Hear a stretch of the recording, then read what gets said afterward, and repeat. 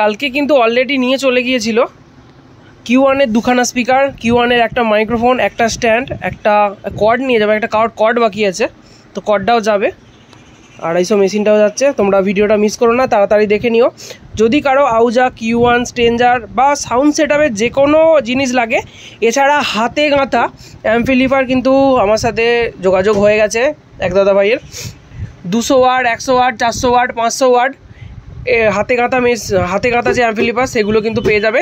আউজার নিতে গেলে এটা যেমন প্রায় 18-19 হাজার টাকা দাম আছে, কিন্তু হাতে গাঁথা হলে এর 250 ওয়াট 10,000 টাকার মধ্যে হয়ে যাবে।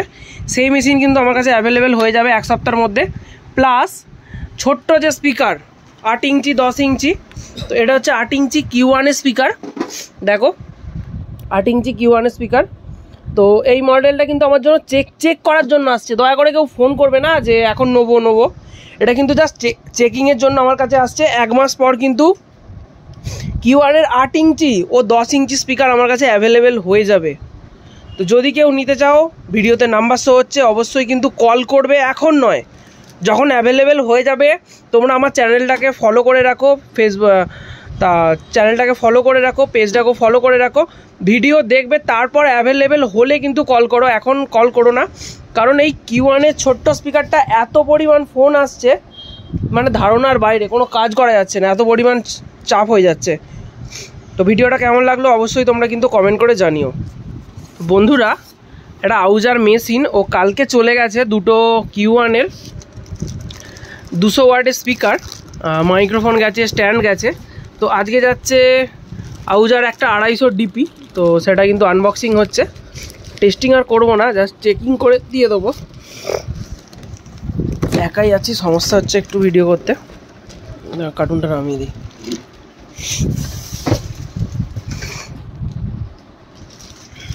তো এই হচ্ছে আউজা 250 ডিপি, দেখে নাও। তো এটা কিন্তু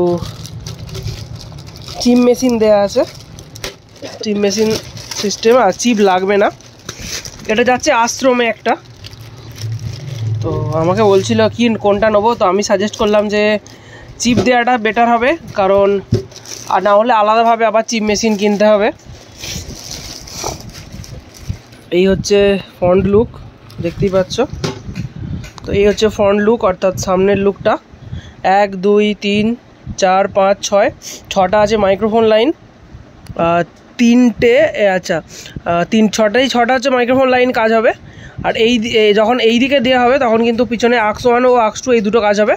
আর এটা আছে USB সিস্টেমে, আর এদিকে করলে 6 নম্বর যে মাইক্রোফোন লাইনটা সেটা কাজ হবে। এটা করলে USB, এখানে যে USB প্যানেলটা আছে দেখো, এটা আছে। ওটা প্রিভিউ আছে, নেক্সট আছে, প্লে আছে, ভলিউম আছে, মুড আছে, ভলিউম মাইনাস আছে, প্লাস মাইনাস আছে ভলিউমের। আর এখানে কিন্তু একটা USB সিস্টেম করা আছে, আর এখানে বড় যে কার্ড রিডার হয় সেটা কিন্তু এখানে আছে। আর ডিসপ্লে সামনে একটা, এদিকে আছে বেস, ট্রিবিল, মাস্টার, আর এখানে আছে ড্রাইভার ইউনিট। এটা কিন্তু উল্টোভাবে করা আছে, আগেকার দিনে এইভাবে ছিল। আর এসএসএ মডেলটা মনে হচ্ছে 250Mটা, ওটাও মনে হয় আলাদাভাবে আছে, ওটা মনে নেই।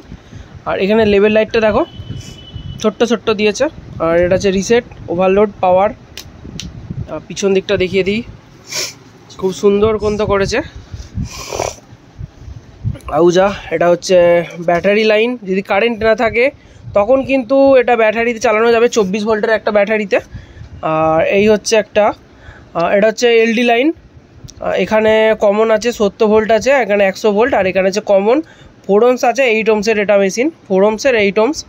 আর এটা হচ্ছে লাইন আউট, লাইন ইন, আর এটা হচ্ছে প্রি অ্যাম্পিয়ার আউট। আর এই AUX1 AUX2।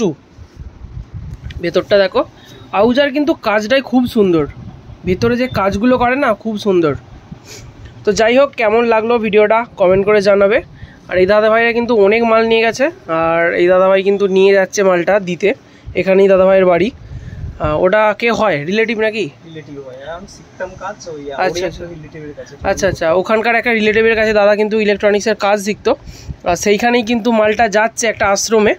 এই দাদাভাই কিন্তু যোগাযোগ করেছে, কালকে নিয়ে গেছে